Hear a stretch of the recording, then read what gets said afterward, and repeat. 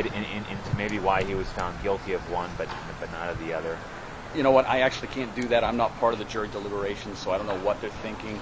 I just know that at the end, they clearly wanted to find what was the just result, and that's what they came to, and we're very pleased with it. And you obviously did not buy the hypoglycemic attack. No. I mean, what holes did you see in that defense? Well, if you look at the literature and you speak to doctors in the field that have studied this, there's no doubt about the fact that when you've had this kind of surgery, you're more susceptible to the influence of alcohol.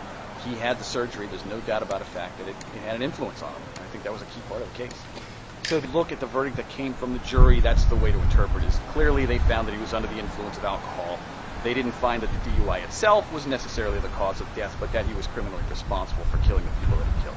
And for people, who've read in the paper or who've seen other reports that he blew a .11 breathalyzer test, but that was not able to come up in court. Can you just kind of explain why that's inadmissible in court? Well, the Superior Court has made a ruling that we're bound by, which is that portable breath tests are not admissible at trial. So it has nothing to do with the DA's office or even the judge in this case. That's what the court system in Pennsylvania has determined, that portable breath tests are not admissible. And he could face anywhere from, the sentencing guidelines could be? The sentencing guidelines, talking about maximum with the involuntary manslaughter, he's looking at up to 5 years on each count. With the reckless endangerment, he's looking at an additional 2 years for each count. So he could be facing up to 18 years in prison for this. Or a minimum of what? The standard range for the involuntary manslaughter, if I'm not mistaken, would be 9 to 16 months. So meaning the judge, could sentence him anywhere in that range at the low end.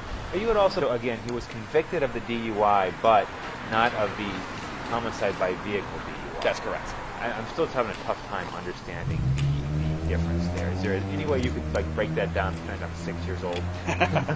You know what? Without being part of the deliberation, I don't think I can do that. Other than to reiterate that clearly they felt he was intoxicated, but that the intoxication maybe wasn't the reason that this crash occurred. That it was some other contributing factor. But they found that he was DUI, and they found he was responsible for the crash, and we're satisfied. We think that's a really good result. I really appreciate it. Thank you very much.